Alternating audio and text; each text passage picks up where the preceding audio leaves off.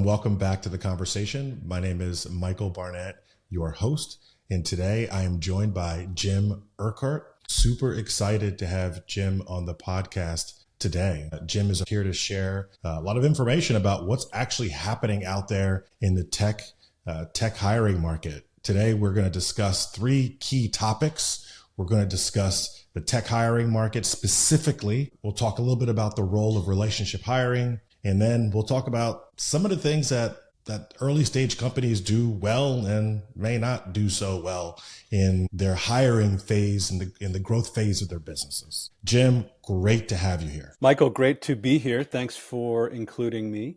Excited to have this conversation and to hopefully learn a few things or share a few things along the way. Absolutely. Well, ultimately, Jim, I'm here to learn from you today. So Loanspark is an employer. We do a good amount of hiring, but as I mentioned to you earlier, some of the things that we don't do is we don't really hire a lot of tech roles until recently, or I would say soon, we will be hiring for more tech roles. And of course, Loanspark will be using you to assist us in that process. But at the same time, something that we don't do a lot, and I know there are a lot of companies that do, and I think there's a lot of individuals out there who are looking for tech jobs. And what I hear a lot when I am interviewing a candidate for other roles that aren't tech roles are, man, it's so hard. I can't find the right company, or no one's calling me back, or I've applied for 1,000,001 jobs and 1,000,001 people are applying for the same role and I can't even get an interview. There's a lot of things that are happening out there today.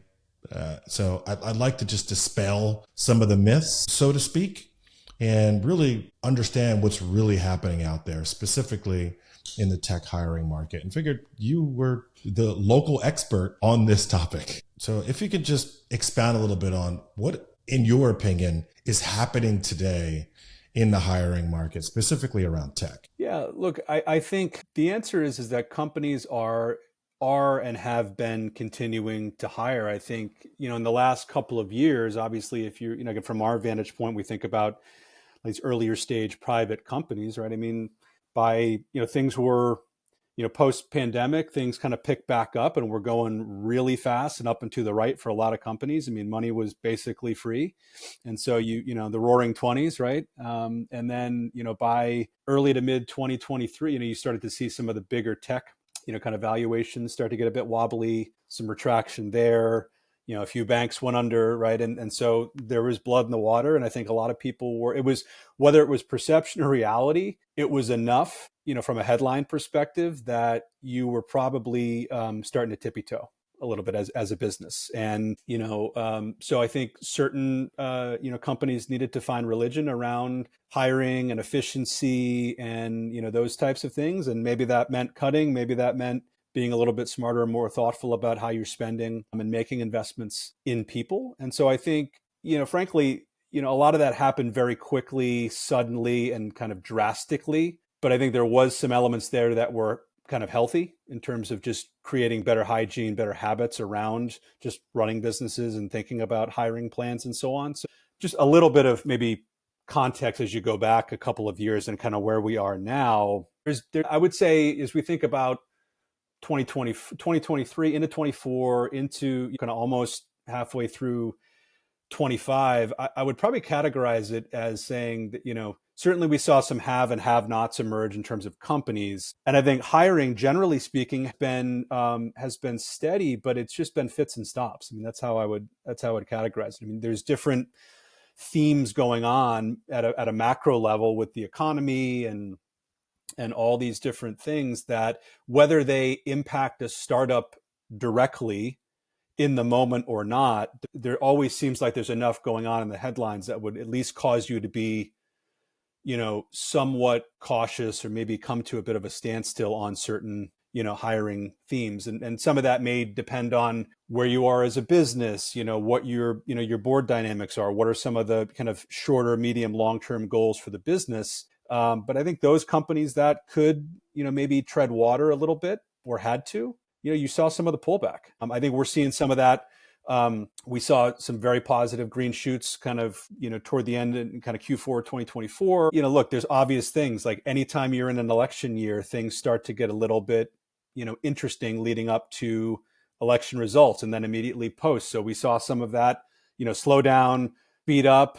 And then I don't know if you've heard about tariffs, right? But those kind of gave Right. people cause for alarm. That was going to be one of my follow-up questions is how the current economic environment, how do you see that impacting hiring and our businesses, even startup businesses? Are they more sitting on the sidelines, kind of waiting to see what's going to happen? Or are they still just going all in, spending, looking to fulfill their mission by hiring and saying, you know what, doesn't matter what's happening. We're going either way. Well, look, I mean, we saw for Q1 2025 for us was robust, very active, the numbers support, and you looked at some of the jobs reports and a lot of that economic data, and it was at least solid, right? It was at least enough to get people to kind of lean forward, not back. I mean, still be thoughtful, be smart, don't be top heavy, but like no reason to believe that things weren't opening up. And then, if you track, some of the volatility, futures indexes around, the time when, the alleged or maybe real trade war,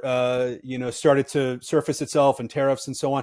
Even people that didn't have direct exposure to, and have global supply chains, like there was enough of that going on that it caused people to get scared and to pull back. Now, fast forward to today, look, I'm not an economist or a politician, but, it seems like most of what was said has been walked back.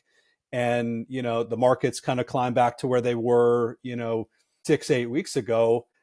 But it's like, what do I do? I heard someone told me once, when I was asking, this was kind of maybe toward the end of last year, like, are things coming back online from a fundraising perspective, hiring perspective? One investor I know well said, like, my sense is that it's stopped raining, but it's still kind of windy out. You know what I mean? So like, no one wants to be kind of running out and like setting up their picnic blankets and getting ready to be outside if there might be another, a gust blowing through one more, kind of rain shower. You know what I mean? So I think there's still a little bit of that tentative side of things. Seems to be a lot more caution in the market, right? I think so. Yeah. I think a truth that tech startups, especially startups that are implementing technologies like AI in their businesses, likely need to hire less people. And I'm seeing a lot of tech startups, SaaS startups, these kind of agentic AI companies they're popping up all over the place. And they have 4 or 5, 10 employees, right? And they don't seem to be the companies that are going to need 30 or 50 or 100 or 200 employees even at their top end. Are you seeing that as well? So short answer, yes. I don't know that I've seen enough data yet to kind of call it a trend, but I kind of at least separate out, as a company, are you building something for customers that's AI enabled, and or are you using AI tools to build things internally for your business that are making you more efficient? And it could be both. It's not mutually exclusive, but I think we at Bowden Group, I mean, we are being, we are very active in exploring AI and predictive analytics as a function of making our business more efficient and being better for our clients. And I think everyone should be doing that. Is that leading to, diminished hiring needs in certain categories? I don't know. I mean, I think there's that kind of balance between, can you build products? Can you do things with technology now with AI that, wouldn't require you to be a software engineer? And I think you can probably do some of those things, as it relates to, kind of building, marketing, getting a product in market and selling it. I think there's different ways you can lean into AI from a hiring perspective. So all that to say is I think it's still early days. I've actually talked, recently to some of our clients and to investors that we're close to. It's kind of a mixed bag. I mean, I think it's coming, and I think there's still that balance of like, what can you really, it's already evident what AI can do, orders of magnitude better and faster than a human being. But on the other side of it, there's still a need for a hand on the wheel. What of those technologies can be implemented and implemented well to then potentially replace a human in kind of the workforce loop. So you need humans to do certain work, but at the same time, are you as an employer, or are you as a business owner, founder, startup, etc., good enough with this new technology to replace the need of a human? And I think a lot of companies aren't, unless, like you said, the business is a company that's based on some AI technology and they're providing that technology to, let's say, they're selling that technology to a third party, which doesn't necessarily require humans, like software. I think the areas that'll probably, you can see the early lift will be in software engineering and product development, right? Can you be more efficient, and can you have a leaner team and be able to still deliver and produce as much, if not more? So we'll see how that goes as it relates to this whole kind of, agentic AI move. I think time will tell. I think the next, 12 to 24 months will be really interesting if we can see, more proof points around, can you really see an AI agent driving a customer support, customer success conversation with someone on the other end? I think we're early days. There's a lot of cool stuff out there, but I think, that will be another area to kind of really, keep a watchful eye on. Yeah, I definitely agree. One of the ways, at least, that AI has impacted Loanspark is we are using AI in our development flow today, and realize that with less developers, we can now get a lot more done, which, by the way, has prompted us to now want to hire more developers that are educated on how to use the latest AI technology to then get more done. So for us, it's kind of, a combination of things. We were always thinking about increasing our headcount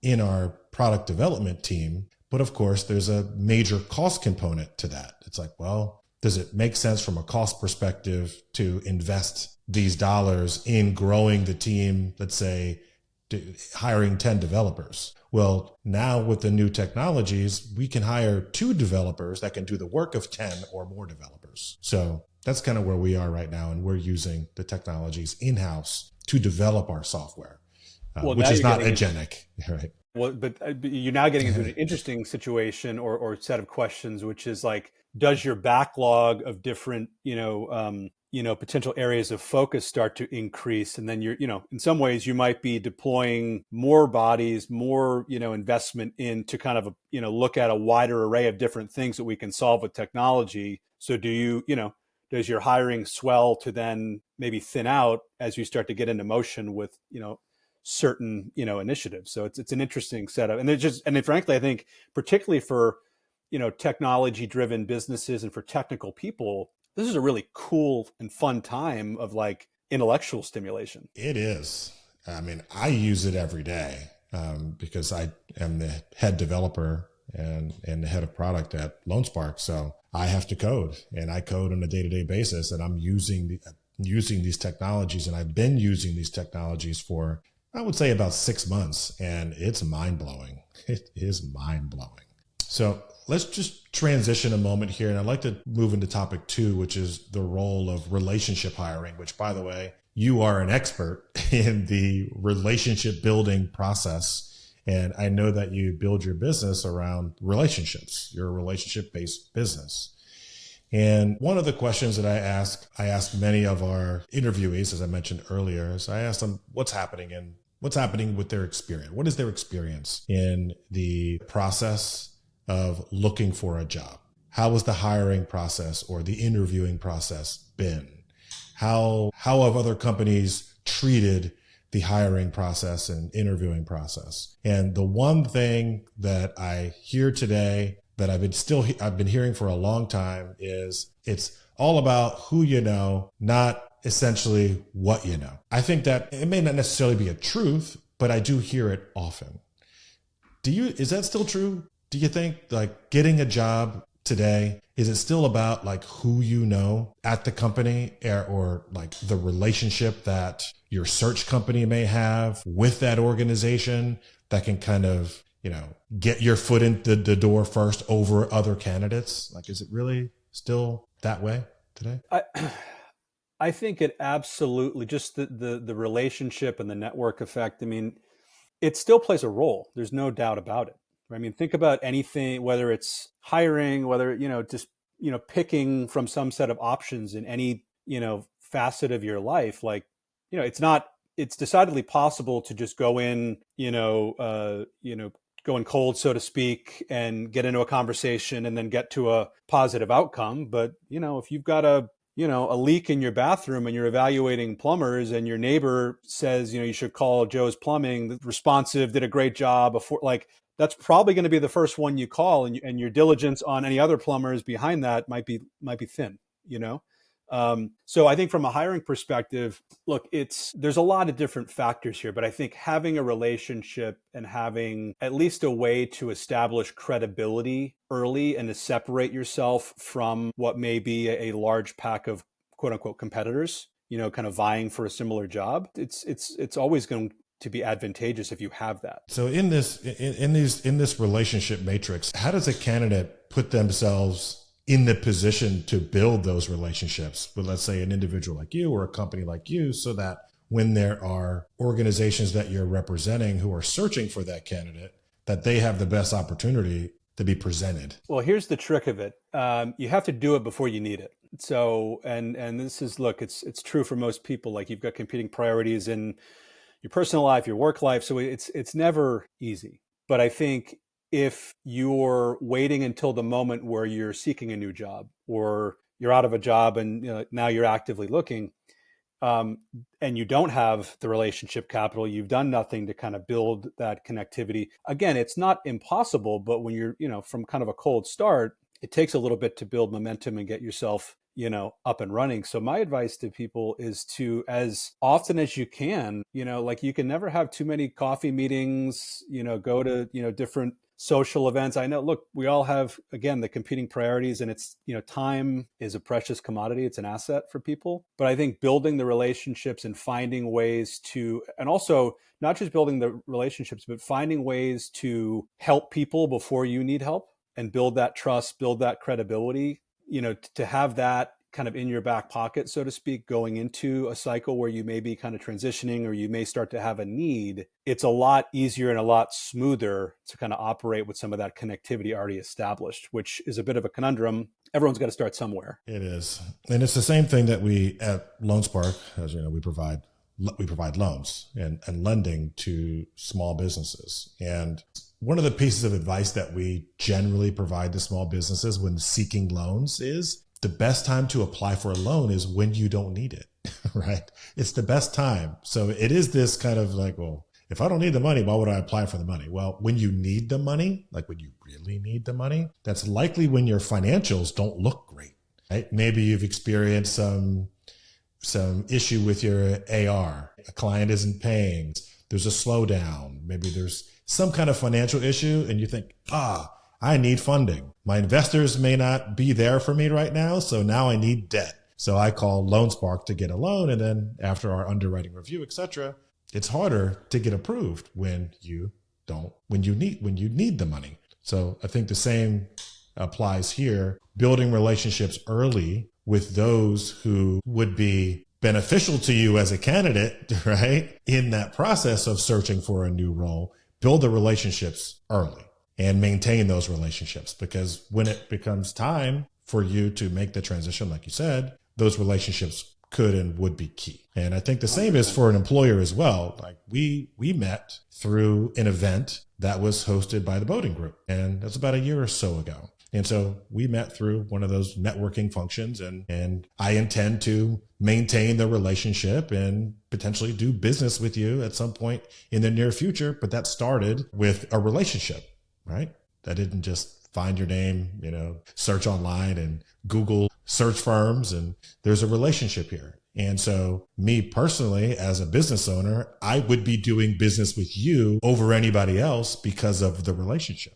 So I think we kind of answered our own question here, right? And so I agree. And I think, again, it's easier to look back and kind of reflect on it. And I do this for a living. I'm still not perfect. And, in terms of kind of maintaining the relationships and staying frequent and just always trying to be proactive about how I can stay connected with people and just help them. And, so that they, there's sincerity in wanting to help, but also just kind of staying top of mind. And I think that you got to think about that as a candidate as well, or a potential candidate, whether you're a candidate now or not. Like, you will be at some point, whether you leave a job, you're looking for a step up, all the different factors that would cause you to.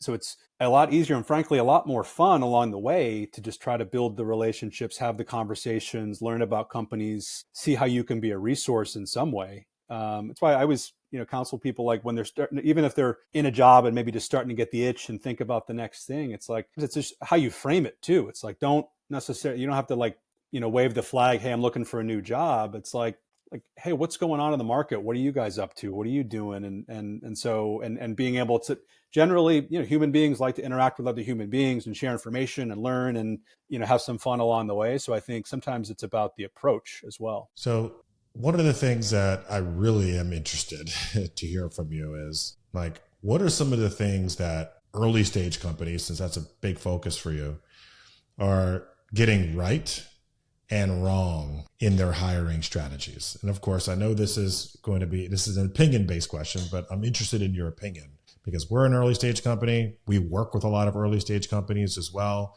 And I associate with a lot of early stage company founders.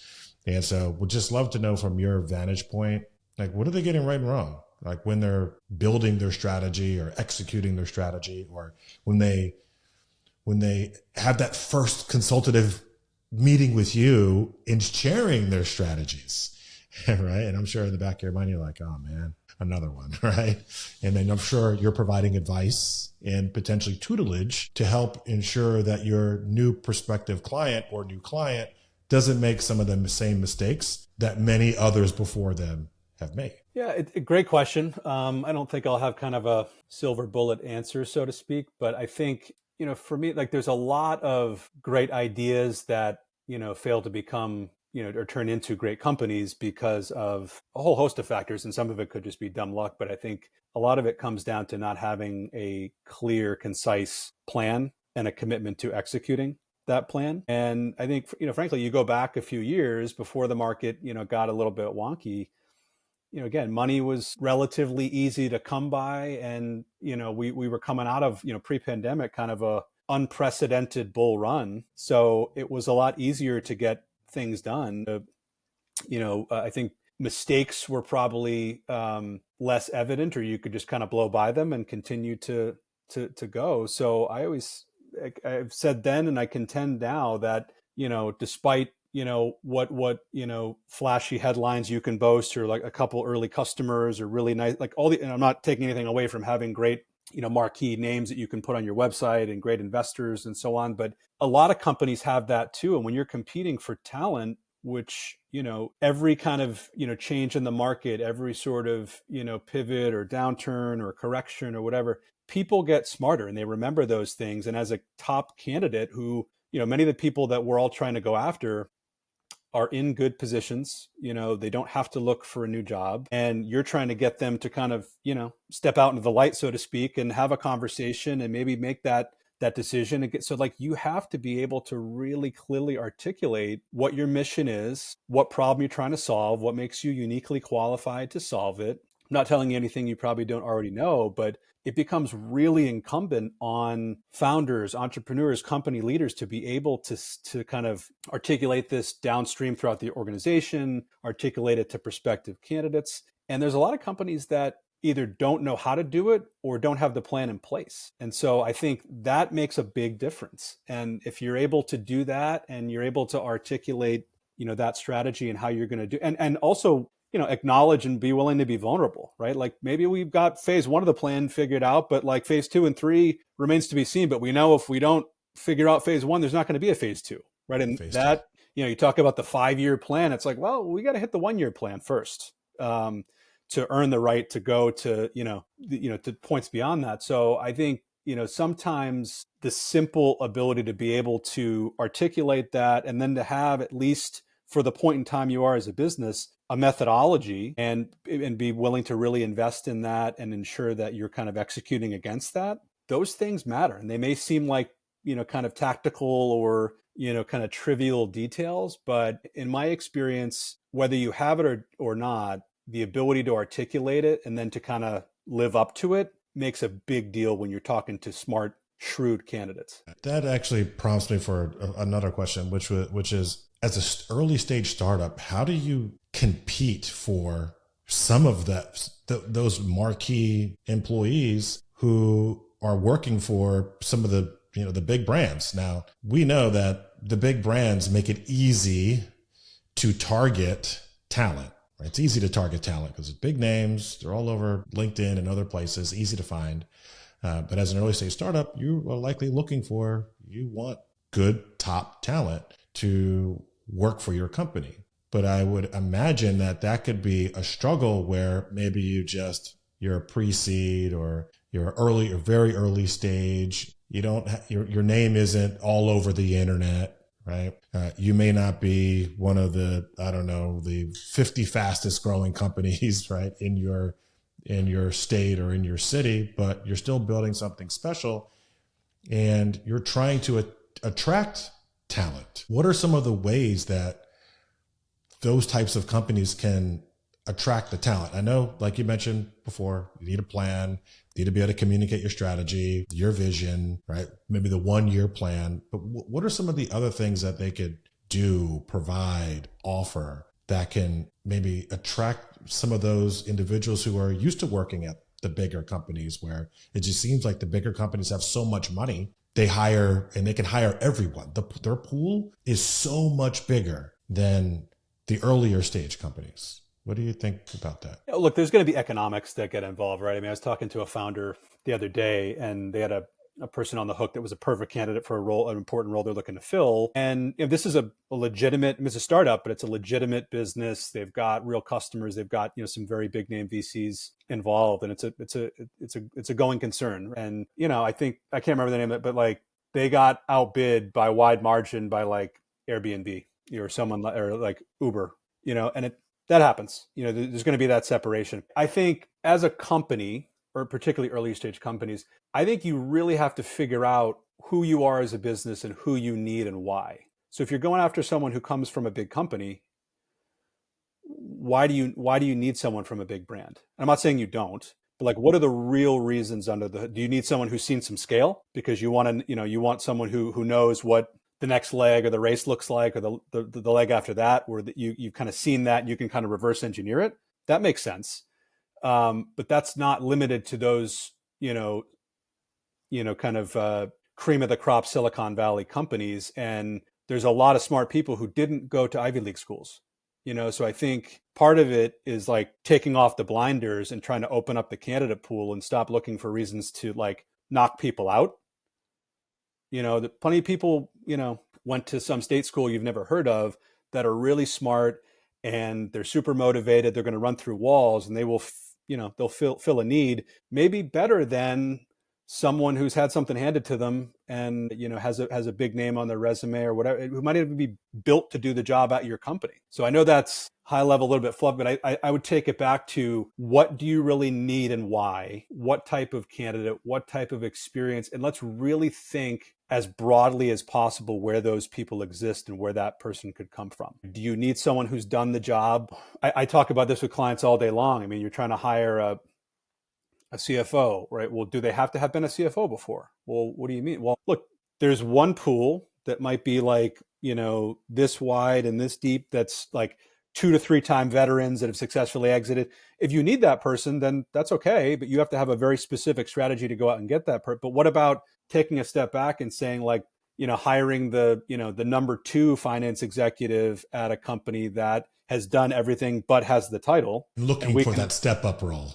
Correct. Who can step up to that next level. We're not leaving that to chance. There's ways to validate that person can still do the job, but everyone was given their first opportunity to do a thing that one time. So I think really thinking as broadly as possible and finding ways to open up the talent pool because it's competitive. And I don't think maybe we've been conditioned this way, but like, I think we kind of approach it almost with the most narrow view, because we're looking for this like very specific person. And that's what I'm not saying is that you should compromise. You should always be looking to hire great people. But I think we've maybe been conditioned to think about like the great people, the top candidate come from a brand name or have, some, elite school, that they went to, or their master's program, et cetera. Like those things do matter. I'm not trying to take away from them, but they're not the only thing that matters. Would you say there's truth in potentially some of the assumption that let's just use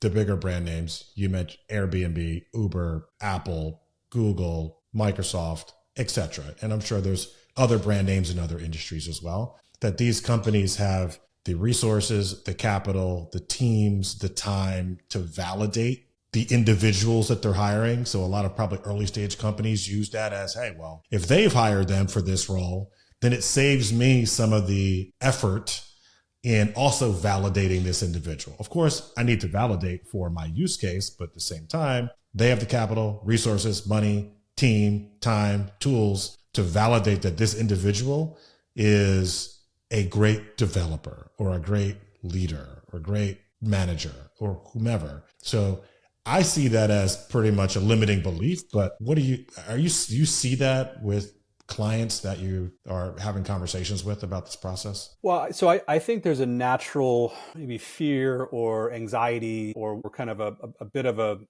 kind of a yield sign, if you will, when any early stage company looks at someone from a much bigger company.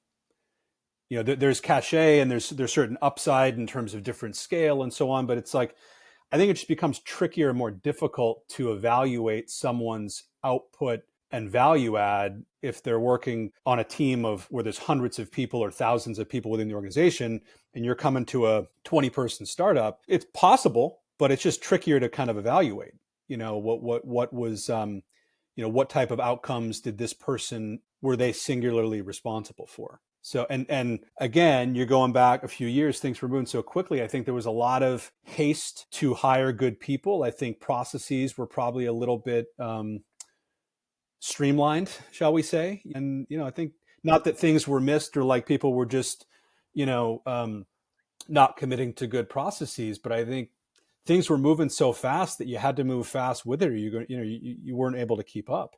And so things that I was starting to hear about, in 2024 and through now is like, a lot of hiring that was done between, let's say, let's call it 2021 and like middle of 23, as the market started to, get a little bit choppier. What's the Warren Buffett saying? Like, when the tide's out, you start to see who's swimming naked. Like it started to become a lot more tricky to evaluate like that person you hired and the body of work from 21 through early 23, like everything was going up and to the right. So like, was that just the rising tide? Or was the person actually adding the value? It just becomes, and I'm not saying it could be both, but it just became trickier to value. I mean, to just really break it down and get right to the heart of the matter, some of the things that I heard were desperation hires. We need to hire, we need to grow. Who's available to work? Let's get bodies into the building, right? And so I think there was a lot of money spent on just hiring individuals, hiring people and getting them on board, and less focus on quality. That could not be truth, but that's what I heard. That's what I've heard. I don't debate you there. And I would say, and you're as good of a judge as this as anyone being a founder and, kind of heading up an early stage company. It's, especially if you take outside financing, the meter's running at that point and you've got to operate with pace. I mean, everyone wants to move quickly, but it becomes harder to execute a plan, when you then have like, everyone, the old Mike Tyson saying, right? Everyone's got a plan until you get punched in the face. Like when things start going off script and you're moving at a pace that's quicker, and obviously you have to pivot, you have to figure out how to do things. But I think from a hiring perspective, it's very natural to like, you get some proof points, you get some early customers, early revenue, you get those proof points to then go out and raise some money. And then now you got investors, now you're operating on a certain timeline. And it's natural to say like, well, how am I going to generate revenue? And I get, as a recruiter, I get approached by a lot of companies that are looking to hire their first VP of sales or their first kind of, few salespeople because they want revenue generators. They want bring money in the door. Totally get it. But, I think a lot of those instances, I'm like, you probably need a product person first, or you probably need to define as a founder, like even the best salespeople might fall down if you can't answer these set of questions around like, who are the chief buyers? What's the sales process look like? What, how do you really kind of start to put some science behind this? I know there's all practical realities and nothing's ever going to be perfect, but I think there's sometimes a rush to hire too soon or hire the wrong people too quickly before you figured out X, Y, and Z. And then you're just kicking the can down the road. Yeah, I can attest to that. We've made that mistake before, and a lot of, not afraid to admit to that. We've made that mistake. A lot of companies make that mistake. And I think that, my advice to those who are looking to hire anyone, right, is to ensure that you have a plan in place and a specific need, goals for this particular role. The role needs to be well documented, well framed out, and I hire for the end. Okay. What do I need this person to accomplish after a specific period of time? What are we looking to get out of this role? So if it's a product person, what do I need them to build? If it's a sales manager, where do I need them to manage to and over what period of time? And so I need to ensure that I'm focusing on an individual who has the ability to manage to what I need them to manage to for scale or whatever the goal is and over what period of time. So I think for us, that's really helped us to build a plan around the role. And not just today, what do I need, but what am I going to need after a certain period of time, whatever that period of time is. For me, it's 2 years. So in the next 2 years, is this person going to help me accomplish this particular goal that I need this role to accomplish, whatever that is. So that is something that we do here. And I've done it previous companies and it's worked for me because I do also believe that after a certain number of years, from what I've seen, employees, they tend to want to leave, right? I mean, of course, we do a great job at retaining employees. We have a high retention rate, but at the same time, I think the statistics show that every 3.5 to 4 years in this day, employees are looking to upgrade their resume, make more money, right? And I think we all know the best way for a lot of cases to make more money is you jump and you go to another company that would potentially make you an offer that is more money, right?